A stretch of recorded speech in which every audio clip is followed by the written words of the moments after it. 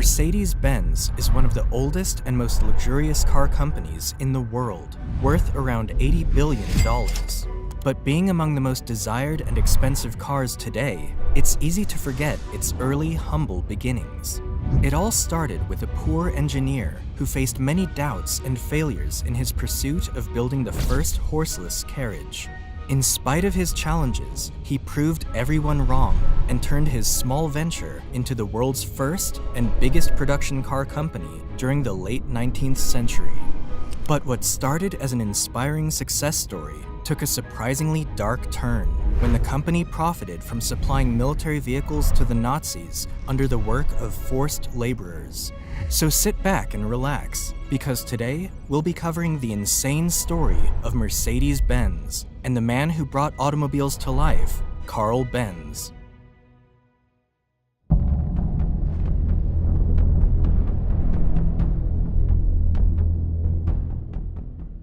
Carl Benz was born in November 1844 in the German town of Mühlberg. Born into a low-class household, his father was a locomotive driver who barely managed to sustain his family enough to get by. However, when Carl turned 2 years old, his father passed away, leaving him and his mother in dire financial straits. Needless to say, Benz's childhood wasn't easy. But despite living in poverty and going to bed with an empty stomach, his mother did everything she could to make sure her son had a good education. Thanks to her, Carl was able to attend school and showed signs of brilliance at a very young age, most notably in chemistry and mechanics. By the time he was 15, Carl decided to follow in his father's footsteps and pass the entrance exam for mechanical engineering at the University of Karlsruhe, where he met a teacher that would eventually play a big role in his life, Ferdinand Rettenbacher. Rettenbacher is regarded as the main figure who transformed mechanical engineering from a workshop-based profession into a technical science in Germany, and was a huge believer that steam engines, which were mostly used for railways and boats at the time, were quickly becoming a thing of the past. Under his teaching, Benz's interest in horseless carriages really started to take off, and being a regular bicycle rider himself, he began tinkering around with his bike, experimenting with possible ways he could create a motorized vehicle. By then, many engineers and inventors had already attempted to create the first automobile, and while a few of them did manage to build self-propelled vehicles, these early inventions weren't fully practical yet. Carl noticed that most of these early vehicles were based on steam engine technology, and under the guidance of Professor Rettenbacher, he soon realized the need for a totally different concept. While many people initially laughed at his vision, he always believed it was possible. He just needed more time to prove it. Thus, after graduating from Karlsruhe at the age of 19, Benz spent the next 7 years working several engineering and construction jobs, and while he struggled to fit in with any of them, he used everything he learned to kickstart his own venture in 1871. At age 27, Carl partnered with a mechanic named August Ritter, and together they began operating an iron foundry and mechanical workshop in Mannheim. At that same time, Benz kept working on his side project, trying to develop a motorized carriage, so having a partner to help him run the business seemed essential. But unfortunately for Carl, his business partner turned out to be unreliable, and after their tools were impounded by local authorities, their company struggled immensely during its first year. Luckily, Carl had also met a woman around that time, Bertha Ringer, who would go on to become his wife a few years later. Born into a wealthy family, Bertha was a woman of strong values and couldn't stand to see her fiancé's efforts being wasted by his business partner. So, she decided to use her own dowry to buy out Ritter's entire share of the company, placing her and Carl in full control of the business. Together, they were able to turn the situation around and keep the business afloat during the next 10 years. Despite all the struggles, it was during this period when Carl was able to show his true genius, making major developments and breakthroughs in his side experiments, most notably developing a gasoline two-stroke engine in 1879. To earn more revenue, he also began to patent his inventions, such as his engine speed regulation system, ignition via a battery system, spark plug, carburetor, clutch, gear shift, and a water radiator. With these designs, Carl was not only getting closer to achieving his dream of a horseless carriage, but they also allowed him to add more products that he could sell from his business. However, the business wasn't going as well as he had hoped. You see, the production costs from Carl's venture had risen so much, the banks demanded that it be incorporated. This forced him to associate with other investors and eventually turn his business into a joint stock company in 1882. At the end, Carl was left with only 5% of his company's shares and thus was downgraded from his position. To make matters worse, his ideas were no longer taken into account when the company designed new products. In fact, he had no say whatsoever in the company anymore. Frustrated and hurt with this arrangement, Carl packed up his things and left the corporation the following year.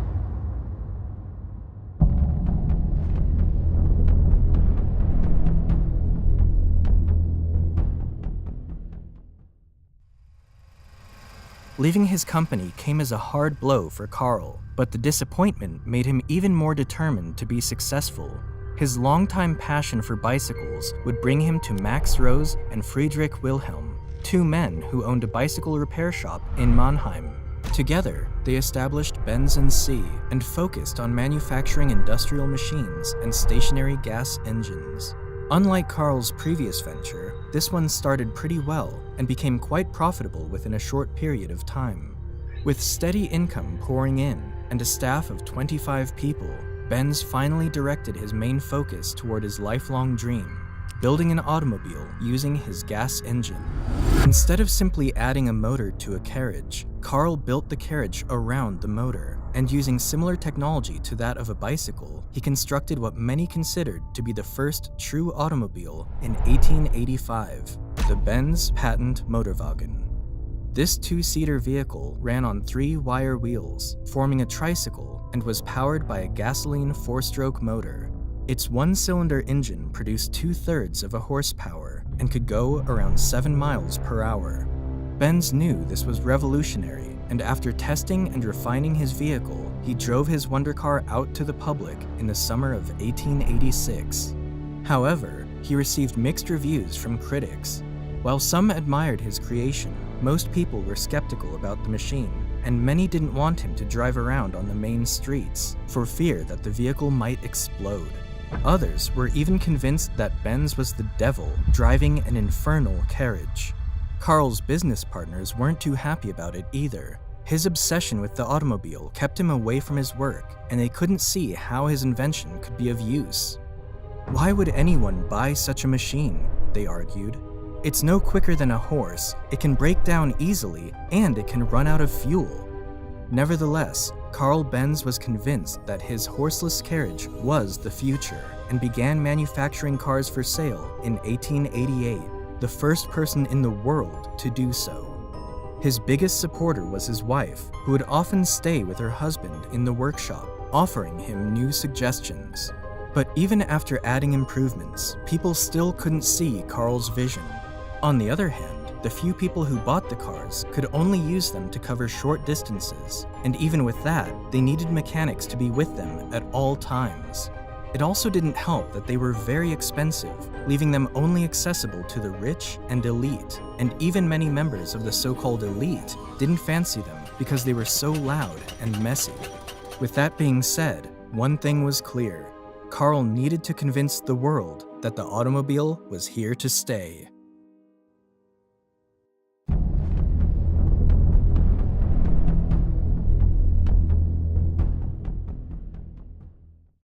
One morning in the summer of 1888, Bertha Benz got up very early while Carl was still in bed and hopped into her husband's car to embark on one of the most important journeys in automobile history. She brought along her 2 sons and set out to visit her mother in Pforzheim, which was 66 miles away from Mannheim. Bertha didn't inform her husband nor the police about her plans, most likely because if they knew, they wouldn't let her go.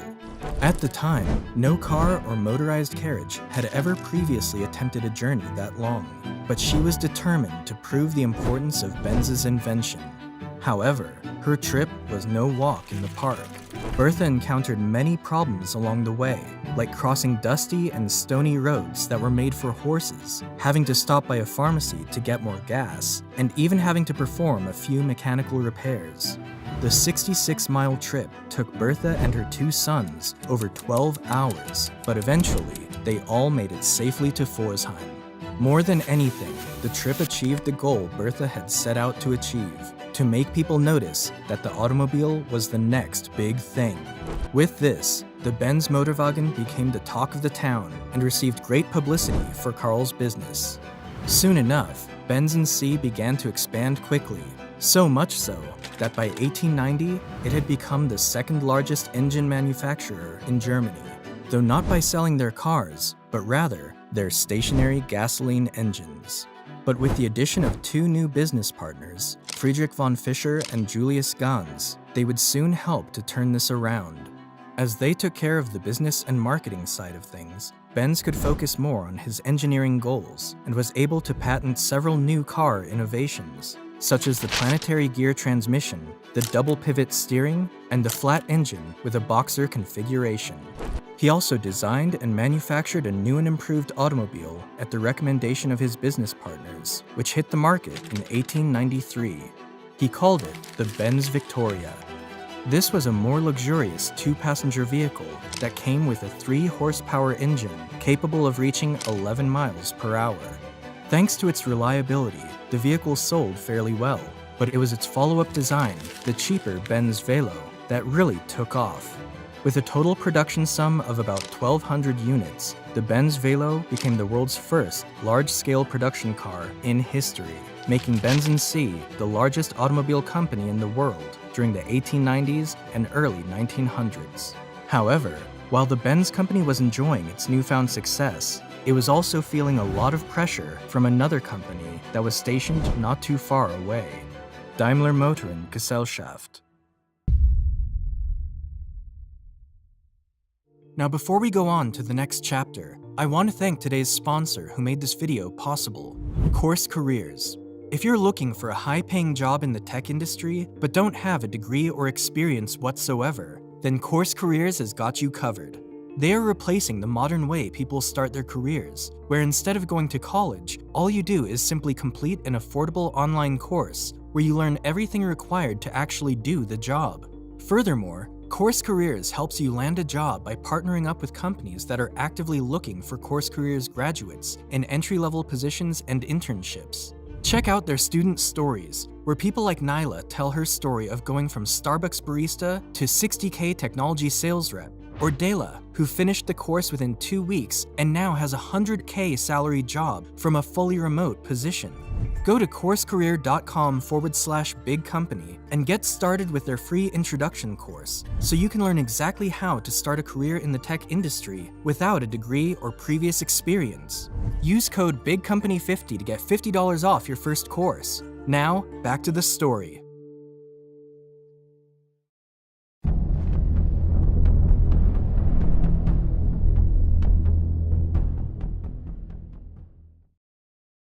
Daimler Motoren Gesellschaft was headed by Gottlieb Daimler and Wilhelm Maybach. Both were brilliant engineers, but Gottlieb Daimler in particular was known for being very competitive and had a lot of connections and knowledge of how to run a business, knowledge that Karl Benz seemed to lack. The first Daimler car to be sold commercially appeared in 1892. 2 years later, they followed up with a 2-cylinder car, and in 1897, they introduced their first front-engine model, the Daimler Phoenix. It was clear that the Daimler company was catching up to Benz as their vehicles looked more appealing and comfortable for the public. Mr. Daimler, unfortunately, passed away in 1900, leaving Maybach in charge of the company. But it was under Maybach's control that he designed his crowning achievement, the Mercedes 35 horsepower in 1901. What makes this vehicle so special is that it was the first automobile to resemble our modern idea of a car. It was equipped with a powerful gas engine. The body was wider and larger, with a tailored steel chassis, and its center mass was near the ground. Initially built for racing, this vehicle was made at the request of a wealthy businessman, Emil Jelinek, who decided to name the car after his daughter, Mercedes. This car would go on to win multiple street races and hill climb events, going at a top speed of 56 miles per hour, superior to any other vehicle of its day. This drew a lot of attention to the Daimler company, who decided to rebrand all their vehicles to Mercedes and began producing new models for racing and public use under the same name. On the flip side, however, this new trend didn't sit well for Carl Benz's partners, who wanted an immediate response. To counter their competition, they brought in some French designers to help with a new, faster model, without the approval of Carl. Benz was angry and upset with their decision. He never liked the idea of auto racing and always preferred to drive slowly and carefully. He was horrified by the noise and danger of someone driving at high speeds on public roads. The car built by his team was not a success either, and this became damaging for the Benz company, which suffered further crises between 1903 and 1904. Angry and disappointed, Carl decided to leave his company while still remaining on its board of directors. In the end, he agreed to allow his cars to race, and it ended up being these racing successes that eventually rescued his company. By 1908, Benz had a 120-horsepower racer, a monster that roared from Leningrad to Moscow in 8.5 hours with an average speed of 50 miles per hour, which was an incredible feat considering how primitive the tracks were at the time. But it was the 200-horsepower Blitzen Benz that would ultimately put the brand in the spotlight. Built in 1909, this race car would break the absolute speed record made by any plane, train, or automobile of that time, reaching speeds of over 140 miles per hour in 1911. This placed Benz alongside Daimler as one of the most desired cars at the time, and both companies enjoyed good sales in the years to follow. However, this success was short-lived as the First World War broke out, shaking up everybody's lives as well as the global economy. Following the defeat of Germany in World War I, the country went through an economic recession, and both companies, Daimler and Benz, ended up struggling immensely. To strengthen their possibilities of survival, the two companies put their rivalry aside and signed an agreement in 1924, in which they agreed to combine their production and marketing efforts while still retaining their individual names in order to save costs. But this agreement only lasted for 2 short years, as the German economy got worse and the two companies were forced to merge completely in 1926, creating a new enterprise called Daimler-Benz. Under Daimler-Benz, the company rebranded their vehicles as Mercedes-Benz and released several impressive models during the late 1920s, such as the Mercedes-Benz Type 630 and models S, SS, and SSK. One of their best and brightest engineers who helped develop these vehicles was Ferdinand Porsche, whose name would later become quite famous in the car industry. As for Carl, he remained on the Daimler-Benz board of directors and was able to see the success of his automobiles and marvel at just how far the auto industry had come in his lifetime. Carl Benz passed away just a few short years after the company's merger in April 1929 at the age of 84. After his death, the company continued to grow in size and strength, becoming one of the best performance car makers in the world.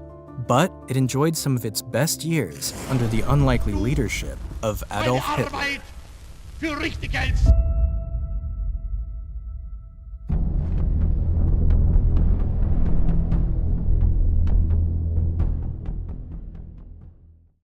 When Hitler rose to power in Germany in 1933, he wanted to showcase German engineering and technology to the world, hoping to elevate his political standpoint above those of his contemporaries. One way he decided to impress the world was by exhibiting German cars in international motorsports. Almost immediately, he provided a big subsidy to Daimler-Benz to get involved in Grand Prix races. No other car company of that era would spend as much time and money building cars as fast as Daimler-Benz did, and that fact became evident on the racetrack.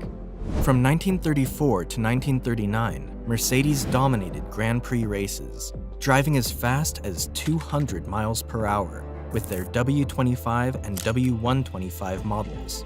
However, they were also challenged by a new rival, Auto Union, another German automaker sponsored by their own country. Auto Union would also go on to have its fair share of success during the same period, winning 25 races from 1935 to 1937. These successes put Germany on top of the world with motorsports events, especially Mercedes-Benz, which even became Hitler's preferred car brand. In fact, one of the automobiles he was frequently seen in was the Mercedes-Benz 770, a large luxury vehicle mainly used by high-ranking Nazi politicians and other Axis officials. However, with the outbreak of the Second World War in 1939, the Daimler-Benz company would soon find themselves in serious jeopardy. As the demand for civilian passenger cars became scarce, they began manufacturing military vehicles, submarines, tanks, and aircraft engines for the Nazi military. Their biggest line of business were military trucks capable of transporting 3 to 6.5 tons of supplies. By 1942, they stopped producing public cars altogether, as all their resources were directed toward the war effort. And as the war escalated, new staff were needed to handle the increased armament production. Since the entire workforce were now fighting on the front lines, Daimler-Benz started recruiting women in order to keep up with their required unit volumes. However, this still wasn't enough to meet the demand, so the company resorted to using forced labor. These prisoners of war, abducted civilians, and detainees from concentration camps were housed close to the plants and forced to work long hours under immense pressure from the Germans. Most of these workers were from Eastern Europe, who were interned in barrack camps with poor, prison-like environments, while concentration camp detainees were monitored by the SS under inhumane living conditions. Many people died in these camps, either from severe malnutrition, mistreatment, or even torture. And by 1944, almost half of all Daimler-Benz 63,000 employees were forced laborers. When the war ended in 1945, the company took a big hit. Because of the Potsdam Agreement, all German assets abroad were confiscated and used for payment of reparations. This led to Daimler-Benz losing all of its foreign subsidiaries, affiliates, and branches, and they were stripped back to their own plants in their home country. In other words, they had to start all over and build themselves back up again. Daimler-Benz was then restructured and had to denazify their top management. Because of these drastic changes, the company was able to obtain a production permit from the American occupation authorities in 1946. Although their factory suffered severe bomb damage, Mercedes-Benz still had the advantage of owning its own plant, as many other competitors, such as BMW or Adler, lost their sites when they ended up in Soviet territory. The Mercedes-Benz company then focused their efforts on producing ambulances, police patrol vehicles, and delivery vans based around their 170V models, and used one of their plants as a repair facility for US military transports. By 1947, they were back to producing passenger vehicles, with only 1,045 of their 170V models being produced that entire year. But even under these less-than-ideal conditions, Daimler-Benz still managed to turn a profit just 1 year later. By the 1950s, Mercedes-Benz was able to regain much of its influence, making a strong comeback in motorsports events as well as achieving successful sales worldwide. So much so that by 1954, the company had already profited over $1 billion. Over the years, Mercedes has completely shifted their image and has become one of the most valuable car brands in the world. However, none of that would have been possible without Carl Benz, who, in spite of his humble background, challenges, and critics, had the courage and determination to turn his dream into a reality. Thank you guys for watching. Hope you enjoyed the video. And please don't forget to like and subscribe. Until then, I'll see you in the next one.